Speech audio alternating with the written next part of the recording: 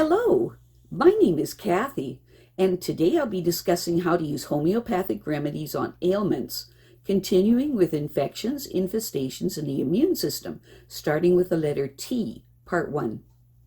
But before I do this, I wanted to let you know that because I have a great many videos now on many different topics, that I've decided to make several different video playlists so that it's easier to find the videos of greatest interest.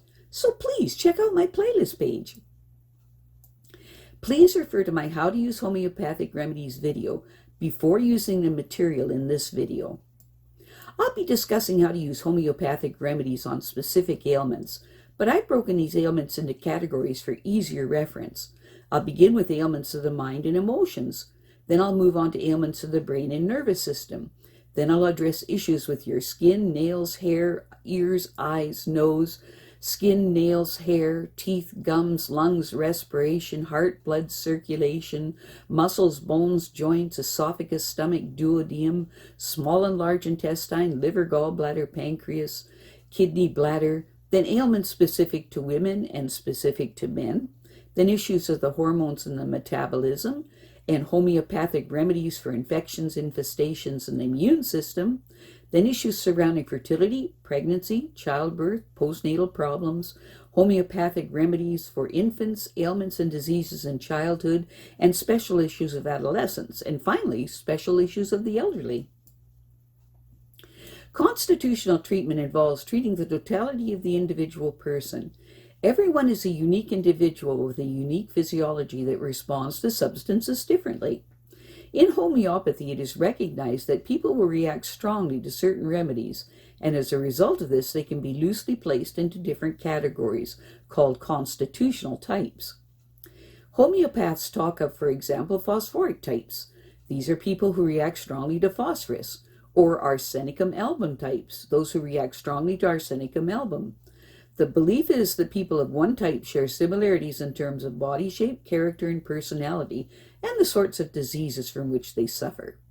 As an example, nature and mirror people tend to be pear-shaped, have a dark complexion, be fastidious and rigid in personality, and keep themselves to themselves.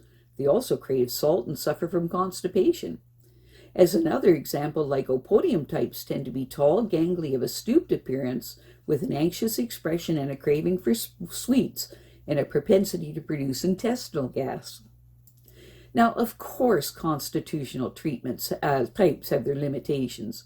In reality, each person is an individual, and so there are as many constitutional types as there are human beings. An account must be taken of the sum total of the person's inherent predispositions, past illnesses, diet, general reactions to the environment, intellectual and emotional features, and general attitude towards life. That is what is meant by constitutional treatment. I'll be making detailed videos of the various constitutional types after I've completed the use of homeopathic remedies on ailments. The ideas, procedures, and suggestions in this video and all my homeopathic videos are not intended as a substitute for the medical advice of a trained health professional. Consult your physician before adopting the suggestions in this video. If you're pregnant, do not attempt these techniques without the approval of your physician. So let us continue with learning how homeopathic treatments can help with infections, infestations, and the immune system, starting with the letter T, part 1. Infections are an almost daily occurrence, but if we're healthy, our immune systems deal with them before we notice any symptoms. Most microorganisms enter the body through the nose, mouth, in the air, in our food, sometimes on dirty fingers. Some enter through cuts and abrasions, while others invade the urinary or reproductive tract through the urethra or vagina. Many of the microorganisms with which we share this planet are harmless. Some permanently inhabit the inside and outsides of the human body. A few even produce substances useful to it and prevent harmful bacteria from finding a foothold. This is true of certain bacteria in the large intestines and vagina. Some bacteria are harmless in one part of the body, but damaging in others. This is true of E. coli, which is benign when it is in the colon or rectum, but harmful if it is transferred to the urethra, vagina, or mouth. Each kind of microorganism, whether it is bacterium, virus, fungus, or blood parasite, carries spectrochemical markers known as antigens. Some strains of lymphocytes, which is a kind of white blood cell produced in the lymph nodes, spleen, bone marrow, adenoids, tonsils, and the wall of the gut, recognize antigens and stimulate other lymphocytes to produce proteins called antibodies, which then disable the carrier organism. Other lymphocytes directly attack and destroy the invading organism. For about 6 months after birth, babies are protected by their mother's antibodies. After that, the immune system is sufficiently mature to start manufacturing its own. Homeopathic immunization does not involve introducing live or dead viruses or antibodies into the body. Instead, remedies are prepared from diseased tissue or secretions using the traditional dilution and succession method.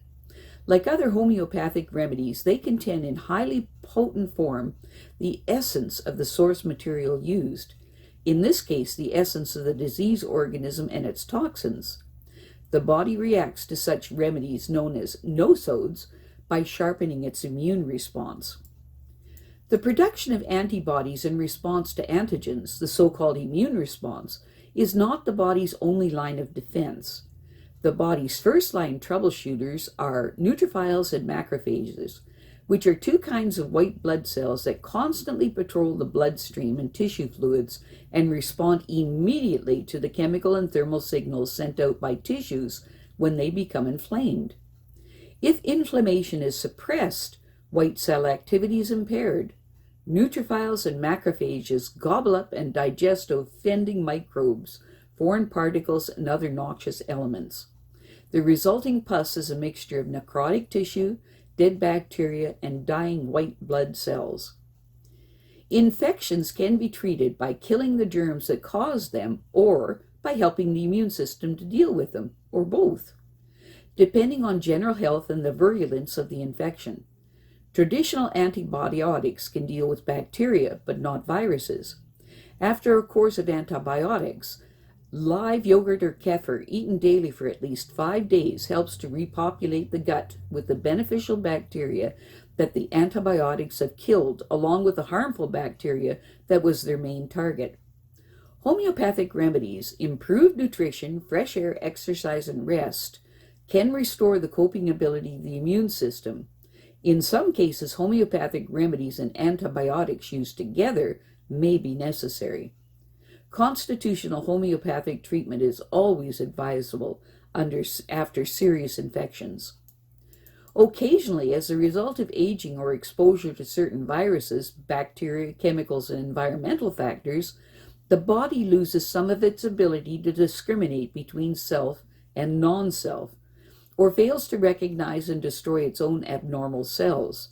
The first kind of impairment leads to autoimmune diseases such as rheumatoid arthritis and systemic lupus. The second leads to cancer. Allergies, distressing reactions to certain drugs, chemicals, foods, and other substances that seem to be tolerated by the majority of people are the downside of having an immune system. Tetanus, or lockjaw. Tetanus occurs when the body is invaded by Clostridium bacteria, whose toxins attack the nerves in the spinal cord. Symptoms are painful cramp and rigidity in the muscles of the spine, limbs, abdomen, chest, and throat. Cases can be fatal if the chest and throat spasms interfere with breathing. Clostridium bacteria live in soil and enter the body through wounds, even through small cuts and grazes. The incubation period can be anywhere from 2 days to several months. Orthodox treatment consists of antibiotics and drugs to combat bacterial toxins and relax rigid muscles. The person may also need assistance with breathing. The homeopathic remedies that follow should be taken in addition to the orthodox remedies. Specific remedies to be taken every hour for up to 10 doses while tetanus attacks. At first sign of muscle spasm, use aconite 30C. The head thrown back, muscles of jaw and throat in spasm and jerking, use cicuta 6C. Tetanus following a puncture wound or injury to a nerve, site, or injury, still very tender. Hypercarium 30C. Where the jaw is locked, use Oenanthe 6C. Immunization prevention. Always clean wounds through using hypercarium and calendula solution. 5 drops of mother tincture of each in a half pint of boiled then cooled water.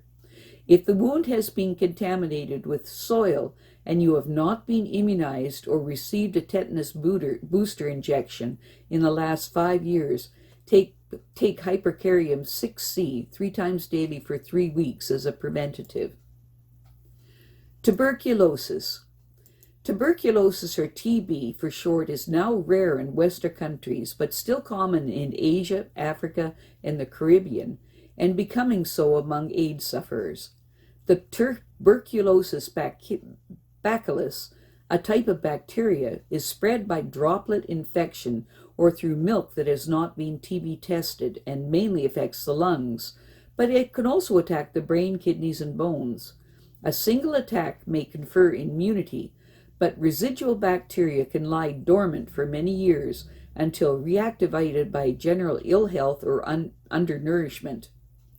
The initial attack may produce no symptoms at all or be mistaken for a mild case of influenza. The symptoms of secondary stage, once known as consumption, include slight fever, night sweats, fatigue, weight loss, a dry cough that eventually produces pus or bloody sputum, breathlessness, and sometimes chest pain, but these tend to onset extremely slowly. If TB is suspected, see your doctor. A prolonged course of antibiotics may be necessary, together with rest and time off work and a better diet. If the brain is affected, symptoms will be those of meningitis, which is a severe headache, stiff neck, and intolerance of light. The appropriate action is to see a doctor within 2 hours. Although the homeopathic remedies that follow can be self-prescribed, the sufferers are advised to put themselves under the care of an experienced homeopathic doctor. Specific remedies to be taken every 2 hours for up to 10 doses when symptoms are acute. Fever and weight loss, use Baxillinum 6C. Fever, head sweats, hands and feet feel cold and clammy. Persons weak and apprehensive, use Calcarea 6C. Person wrung out and exhausted, chilly and worried, thirsty for sips of water, use Arsenicum 6C. You can also use the Tuberculium 30C Nosode. Self-help. Increase the level of potassium-rich foods in the diet, raw vegetables and fruit, and ensure good levels of protein from whole grains and pulses, as well as fish and meat. Get plenty of rest and fresh air. I have a great many videos now on many different topics, and so I've decided to make several different video playlists so that it's easy to find the videos of greatest interest. So please check out my playlist page. Well, that's it for now. To stay up to date with my latest videos, make sure to subscribe to this free YouTube channel by clicking the red subscribe button right below this video. Take care.